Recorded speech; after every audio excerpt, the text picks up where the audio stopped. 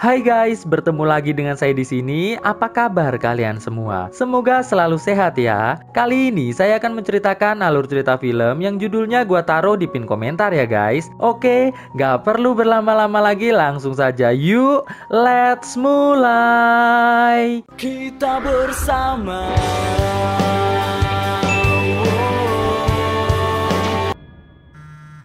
Di suatu pagi, seorang remaja bernama Jesse mendapatkan telepon dari salah satu temannya.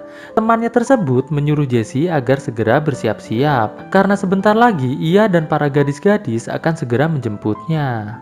Di tempat lain, seorang gadis bernama Fernanda bersama sepupunya yang bernama Chelsea sedang bersiap-siap, karena sebentar lagi mereka pun akan segera dijemput oleh teman-temannya. Tidak selang berapa lama, datanglah seorang pria bernama Jules yang mengatakan bahwa ia juga akan ikut merayakan hari ulang tahun Chelsea di kabin milik Jesse.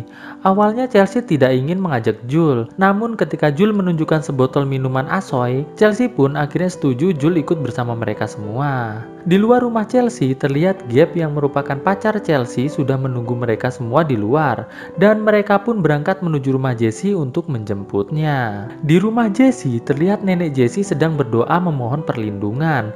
Lalu Jesse menghampiri neneknya untuk berpamitan. Tidak selang berapa lama datanglah Sales. Jesse pun bertanya pada Sales, "Mengapa kau datang ke sini?" Sales pun mengatakan bahwa ia disuruh Jules agar menunggunya di rumah Jesse untuk diajak pesta di sebuah kabin. Jesse dan neneknya pun nampak sedikit terkejut mendengar hal tersebut. Lalu Jesse dan Sales pun keluar dari rumah, lantas masuk ke dalam mobil Gabe, dan mereka pun langsung pergi menuju kabin milik Jesse. Di dalam mobil terlihat Fernanda malu-malu saat diajak ngobrol dengan Jesse. Nampak jelas di sini Fernanda sangat menyukai Jesse.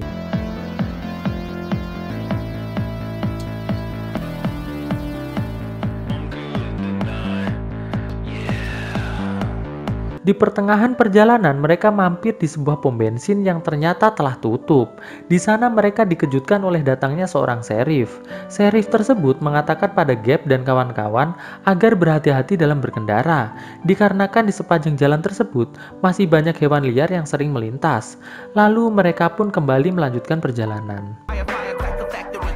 Ketika Gabe merasa lelah, ia meminta sedikit minuman dari Chelsea. Namun saat Gabe mengambilnya, tiba-tiba mobilnya menabrak sesuatu. Terlihat mobil Gabe mengalami kerusakan. Lalu Gabe pun mencoba untuk menghubungi bantuan. Tapi sayang, di tempat tersebut sebatang sinyal pun tak ada. Dan mereka pun lantas melanjutkan perjalanan dengan memaksa mobil Gabe yang masih mengeluarkan asap untuk berjalan. Alhasil mereka pun akhirnya sampai di kabin milik Jesse. Saat mereka hendak masuk, terlihat dari dalam kabin ada yang sedang mengawasi mereka semua. Gabe yang mengkhawatirkan mobilnya lantas bertanya pada Jesse, berapa jarak bengkel dari tempat mereka saat ini? Jesse pun menjawab, sekitar 30 mil. Mendengar hal tersebut, lantas Chelsea mengatakan pada Gabe bahwa besok pagi mereka akan segera mencari bengkel terdekat, dan mereka pun langsung bergegas masuk ke dalam kabin. Setelah mereka masuk ke dalam kabin, Fernanda lantas bertanya, mengapa kursi goyang di dalam kabin tersebut bergoyang sendiri? Jesse pun lantas mengatakan bahwa itu adalah perbuatan dari angin, dan mereka semua pun kembali merasa tenang. Namun tiba-tiba lampu mobil Gabe mati. Saat Gabe menyalakan lampu kabin tersebut, tiba-tiba dan mereka pun memulai pesta ulang tahun Chelsea dengan bersenang-senang. Lalu Jules mengeluarkan brownies yang telah ia campur dengan obat enak, dan mereka pun mulai memakan brownies tersebut dengan sangat bersemangat. Di pertengahan pesta, Sales mulai menyentuh badan Gabe, yang otomatis membuat Chelsea sangat marah. Sales yang tidak terima dengan makian dari Chelsea lantas mengatakan bahwa sebenarnya sebelum Gabe berpacaran dengan Chelsea, Gabe pernah bercocok tanam bersama dirinya menggunakan gaya freestyle. Mendengar hal tersebut, Chelsea lantas mengamuk. Alhasil, Sales yang ngambek pun lantas beranjak keluar dari kabin tersebut. Jesse dan Jules pun lantas berusaha mengejar Sales, sedangkan Gabe berusaha menenangkan Chelsea. Di dalam hutan, Jesse mengatakan pada Jules bahwa sebaiknya mereka berpisah dan nanti bertemu lagi di dalam kabin. Jules pun menyetujuinya. Mereka pun akhirnya mulai berpencar untuk mencari Sales. Di tengah hutan, Sales yang tersesat tiba-tiba diserang oleh seseorang menggunakan pisau sampai tewas. Di dalam kamar, Gabe masih mencoba merayu Chelsea agar tidak marah. Dan setelah amarah Chelsea mereda, mereka pun lantas melakukan cocok tanam dengan sangat liar dengan menggunakan gaya freestyle. Fernanda yang dari tadi santai di sofa mendengar suara ketukan dari salah satu ruangan. Ia pun lantas menuju ruangan tersebut. Saat Fernanda masuk ke ruangan, ia lantas menuju ke sebuah lemari lantas membukanya. Fernanda yang melihat ada mayat di dalam lemari tersebut lantas berlari sambil berteriak ketakutan. Gabe dan Chelsea yang mendengar teriakan tersebut lantas menghampiri Fernanda. Chelsea pun lantas bertanya, "Ada apa, Fer?" Fernanda pun mengatakan bahwa ia baru saja melihat mayat di ruangan atas. Lalu Jules dan Jessie yang baru datang pun lantas diberitahu oleh Fernanda bahwa ada mayat di ruangan atas. Jules dan Jessie nampak tidak percaya. Lantas Jules yang merasa Fernanda sedang berhalusinasi bertanya, apakah tadi Fernanda memakan brownies yang sudah dicampur dengan obat enak? Fernanda pun tidak menjawab. Dan untuk menenangkan hati Fernanda, mereka semua pun memutuskan untuk ke lantai atas untuk membuktikan bahwa tidak ada apa-apa di ruangan tersebut. Setelah mereka semuanya di dalam ruangan yang dimaksud, terlihat tidak ada apa-apa di sana. Lalu Gabe dan Chelsea mengatakan pada yang lain bahwa mereka akan segera keluar untuk mencari Sales. Di luar, Chelsea dan Gabe bukannya mencari Sales, mereka berdua malah justru melanjutkan cocok tanam yang tadi sempat diganggu oleh Fernanda yang berteriak. Saat mereka sedang asik bercocok tanam dengan semangat yang membara, tiba-tiba Gabe terkejut karena melihat mayat Sales yang tertutup dengan daun-daun kering. Mereka pun lantas berlari menuju ke dalam kabin. Di dalam kabin, Gabe mengatakan pada yang lain bahwa ia dan Chelsea telah melihat mayat Sales berada di luar. Mereka semua pun lantas menuju ke lokasi yang Gabe katakan. Sesampainya di sana, mayat Sales sudah tidak ada di sana. Jules yang merasa bahwa Gabe dan Chelsea sedang berhalusinasi karena telah memakan brownies tadi, langsung memakan browniesnya lagi. Setelah mereka semua kembali ke kabin, mereka kembali membahas tentang mayat yang dilihat oleh Gabe, Chelsea, dan juga Fernanda. Tidak lama berselang, tiba-tiba pintu diketuk. Lalu ketika Jessie melihat keluar, Jessie pun lantas berteriak. Mereka semua pun lantas menuju keluar. Dan ternyata Jessie menemukan sebuah mayat yang tergeletak di depan kabin. Melihat hal tersebut, Jules pun lantas mengajak mereka semua untuk segera pergi dari kabin tersebut. Gabe pun lantas mengatakan bahwa ia harus memperbaiki mobilnya terlebih dahulu baru bisa pulang. Jessie pun lantas mengambilkan perkakas yang ada di dalam kabin agar bisa digunakan Gabe untuk memperbaiki mobilnya. Ketika Gabe sedang memperbaiki mobilnya, tiba-tiba dongkraknya terjatuh yang menyebabkan Gabe terjepit mobil sampai tewas. Mereka pun lantas berkumpul kembali ke dalam kabin, lalu mencoba untuk mencari solusi agar mereka semua bisa keluar dari tempat tersebut. Jessie pun lantas menyarankan agar Chelsea dan Jules menutup rapat semua pintu yang ada di atas, sedangkan ia dan Fernanda akan menutup rapat pintu yang ada di bagian dapur. Lalu mereka pun berpisah. Di dapur, setelah menutup pintu, tiba-tiba listrik mati. Di suasana tersebut, Jessie mencoba merayu Fernanda. Fernanda yang juga mulai mencintai Jessie menyambut baik rayuan tersebut dengan memberikan sedikit adu bibir yang lumayan panas. Namun hal tersebut tidak berlangsung lama, karena tiba-tiba pintu kabin diketuk oleh seseorang. Lalu Jules yang membawa kapak yang ia temukan di sebuah ruangan, lantas berjalan untuk membuka pintu. Saat Jules membuka jendela, ternyata itu adalah Sheriff. Mengetahui hal tersebut, rasa takut mereka pun mereda. Saat Chelsea mengatakan pada Sheriff bahwa pacarnya telah meninggal terjepit mobil, Sheriff pun mengatakan bahwa ia tidak melihat apapun di luar sana. Lantas Sheriff menyuruh mereka semua untuk masuk ke dalam mobil, agar ia bisa mengantar mereka semua menuju ke kota. Dan Chelsea, Fernanda, serta Jules pun lantas masuk ke dalam mobil. Ketika Sheriff dan Jessie keluar dari kabin, tiba-tiba Sheriff tersebut terkena beberapa kali tembakan sampai tumbang. Jessie yang panik pun lantas mencoba mencari kunci mobil Sheriff, namun tidak ketemu. Beruntung Jules mampu memecahkan kaca mobil dan berhasil mengeluarkan dirinya dan juga seluruh teman-temannya. Setelah keluar dari mobil, mereka lantas kembali masuk ke dalam kabin dan terlihat sangat jelas ketakutan mulai menyelimuti perasaan mereka kembali. Lalu Fernanda memiliki ide untuk mencari kunci mobil Sheriff di dalam kabin tersebut. Mereka pun lantas memutuskan untuk berpencar agar bisa lebih cepat menemukan kuncinya. Jules dan Chelsea yang mencari di lantai atas dikejutkan dengan tulisan yang ada di dinding mengatakan bahwa waktu sudah habis. Jules dan Chelsea yang ketakutan pun lalu turun ke bawah lantas mengatakan pada Jessie dan Fernanda bahwa pembunuhnya pasti sudah masuk ke dalam kabin karena ia dan Jules telah melihat tulisan pembunuh tersebut ada di dalam kamar. Jules pun lantas menuju ke atas. Saat Jules berada di lantai atas, ia mendengar ada ponsel yang berbunyi. Jules pun lantas mengambilnya. Terlihat di ponsel tersebut ada tulisan, "Kau yang berikutnya, Jules." Jules yang sangat ketakutan pun lantas berteriak. Jessie yang mendengar teriakan dari Jules lantas berlari menyusul Jules. Tidak lama berselang, tiba-tiba Jules menuju ke bawah dengan keadaan yang sangat lemah. Alhasil ia pun tewas dengan luka tusukan di tulang belakangnya. Chelsea dan Fernanda yang sangat ketakutan pun lantas menuju ke atas untuk mencari Jessie. Terlihat Jessie sedang terikat di sebuah ranjang dengan kepala yang terluka. Fernanda pun lantas melepaskan Jessie dari ikatan tersebut, lantas menuju ke lantai dasar. Ketika sampai di lantai dasar, tiba-tiba Jessie mengatakan bahwa bahwa dulu ibunya berselingkuh dengan seorang pria yang menyebabkan ibunya meninggalkan ayahnya dan juga dirinya. Lalu Chelsea pun bertanya, siapakah selingkuhan ibunya Jessie?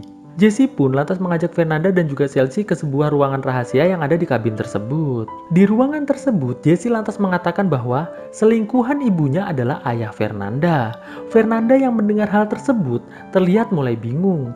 Jessie pun lantas membuka penutup kepala salah satu mayat yang ada di sana. Dan ternyata itu adalah mayat ayah Fernanda. Terlihat Fernanda sangat sedih melihat ayahnya telah mati dibunuh oleh Jessie. Chelsea yang masih terkejut dengan semua kejadian ini lantas mencoba merebut kapak yang dipegang Jessie. Namun sayang, Jessie yang mengetahui hal itu lantas mengayunkan kapaknya tepat di leher Chelsea hingga tewas. Fernanda pun lantas berlari ketakutan hingga sampailah Fernanda di sebuah ruangan yang penuh dengan mayat korban dari Jessie. Melihat hal tersebut, Fernanda pun lantas berteriak.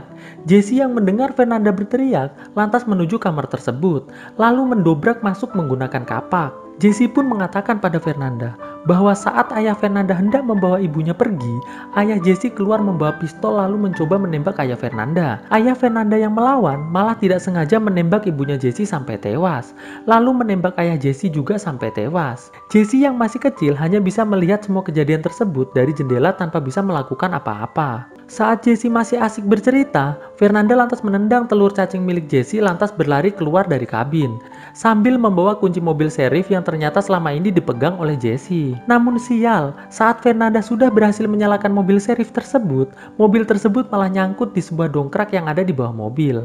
Alhasil Jessie pun berhasil menangkap Fernanda lantas mengikatnya di atas sebuah meja. Saat Fernanda sedang berusaha melepaskan diri, tiba-tiba nenek Jessie datang.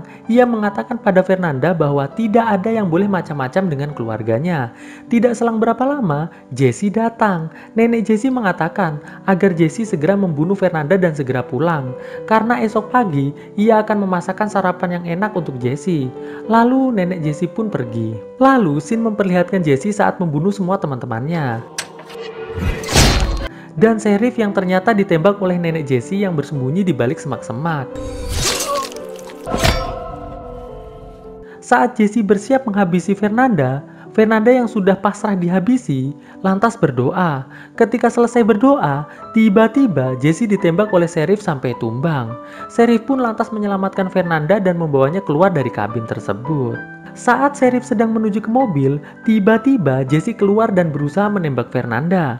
Namun sial untuk Jessie, Sheriff yang lebih berpengalaman menggunakan senjata berhasil membunuh Jessie dengan beberapa kali tembakan. Setelah Jessie tewas, Sheriff dan Fernanda pun bersiap masuk ke dalam mobil. Namun tiba-tiba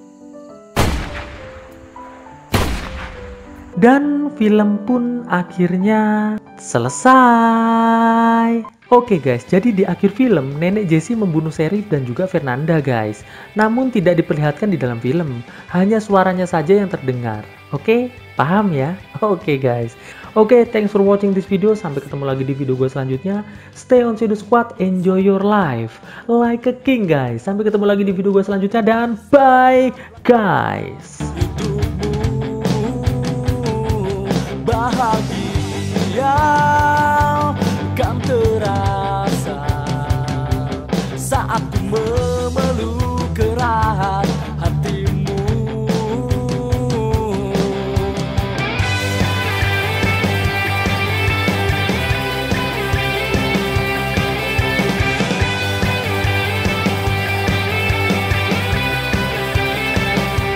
Cinta akan ku jaga selamanya, hanya selalu milikmu. Cinta kita kan selalu bersama dalam setiap perjalanan hidup ini, karena engkau lah yang aku inginkan selamanya kan bersama. Percayalah pada jiwa yang bisikan kedamaian dalam hidupmu. Yakinilah kisah ini bersama. bahagia selamanya, seutuhnya kau dan aku untuk selamanya.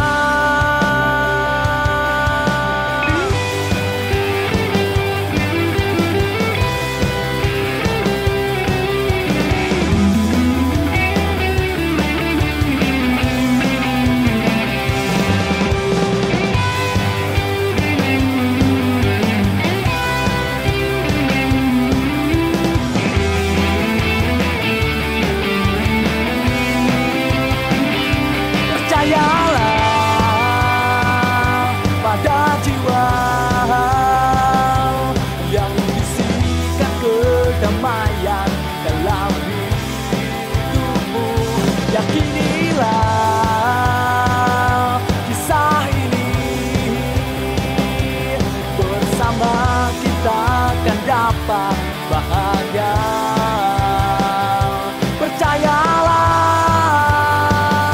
Pada jiwa yang bisikan kedamaian dalam hidupmu. Yakinilah kisah ini, bersama kita akan dapat bahagia. Bersama kita akan dapat bahagia.